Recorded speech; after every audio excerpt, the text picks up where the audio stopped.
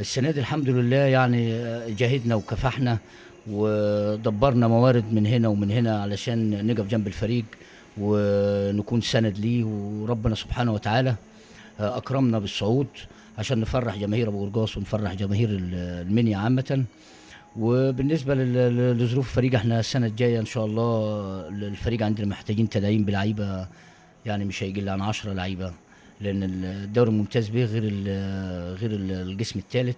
غير ان المجموعه بتبدا من الفيوم لاسوان، فمحتاجه ان انت يكون عندك عدد من اللاعبين الاكفاء بحيث ان انت تبقى عندك بدائل تقدر تنافس بيها، عشان ان شاء الله احنا بنحاول ان احنا نستمر في الدوري الممتاز به، وعندنا امل نزود مواردنا وامكانياتنا من خلال تشغيل حمام السباحه اللي هو هيبقى مورد رئيسي للنادي، ولكن احنا ادينا 7 شهور العمل متوقف في الحمام، وبنناشد السيد الوزير خالد عبد العزيز سرعه استكمال حمام السباحه لانه هيبقى مورد رئيسي للنادي. فبنتمنى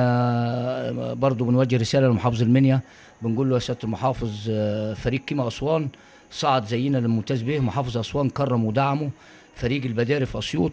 برضه صعد السنه دي للدوري الممتاز به، محافظ اسيوط لسه اول امبارح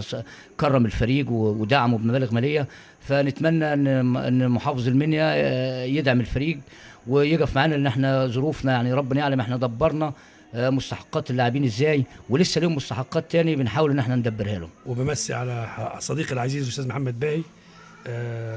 راجل محترم وليه معانا يعني مواقف كويسه في خدمه النادي ودعم النادي قبل كده في حاجات يعني كويسه.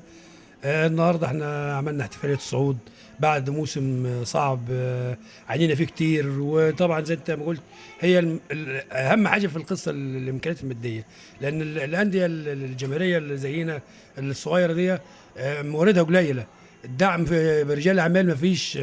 يعني ما فيش تبرعات رجال اعمال زي في الفرق الكبيره، فتلاقينا يعني الموارد اللي على الجد، لكن احنا بنحاول يعني الحمد لله لغايه النهارده. يمكن الاستاذ مجدي اتكلم قبليه وقال ان اللعيبه واخده مستحقاتها لغايه النهارده ولله الحمد، وانتم شفتوا بعينكم النهارده حفله التكريم واللعيبه كانت كلها قدامكم، مفيش لعيب اشتكى ان ما خدش مستحقاته واخدين فلوس النهارده لسه، يعني الحمد لله ده بفضل جهود مجلس الاداره بالكامل في دعم، يعني حتى الناس بتجيب يعني فلوس من بيوتها عشان برضه احقاقا للحق، والجهاز الفني واللعيبه يعني الناس كلها بتساعد عشان خاطر المنظومه نعلى شويه. احنا كنا في قسم ثالث، طبعا نحترم كل الفرق اللي كانت معانا، ولكن القسم الثاني بيختلف. وبنشكر اللعيبه ومجلس الاداره،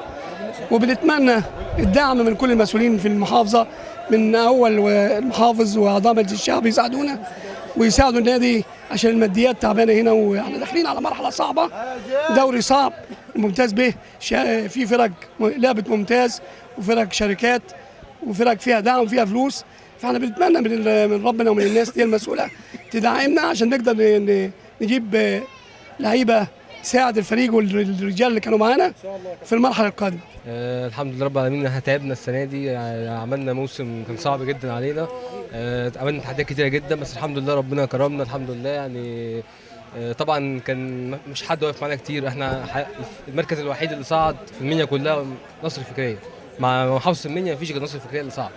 فاتمنى الناس كلها تقف معانا يعني. وبالنسبه للموسم بقى احنا شفناه، احنا الحمد لله كنا واثقين في ربنا ان هيكرمنا، احنا تعبنا السنه دي وعملنا موسم صعب يعني. وبنشكر كل الناس اللي جت وتواجدت ويعني احتفلت بينا وصعود الفرقه واللعيبه الرجاله اللي وقفت مع الفرقه لاخر لحظه رغم ضعف الامكانيات، ورغم ذلك احنا كملنا وبقينا رجاله، والحمد لله رب العالمين ربنا وفقنا للصعود، وان شاء الله باذن الله السنه دي برضه هننافس الصعود، مش ده اخر محطه لينا. كل اللعيبه دي كانت رجاله لعبت ببلاش، انا بعلن من خلال شاشتكم كل اللعيبه دي ما فيش لعيب يمكن وصل له لغايه النهارده 1000 ونص 2000 طول الموسم، اللعيبه دي كانت بتلعب ببلاش ببلاش ببلاش، على الرغم ان احنا كنا بننافس فرق، الفرق اللي كنا بنلعبها كلها كانت بتصرف، اقل فريق في يعتبر 16 فرقه اللي قابلناهم 8 المجموعه الاولى ثم 4 في الترقي،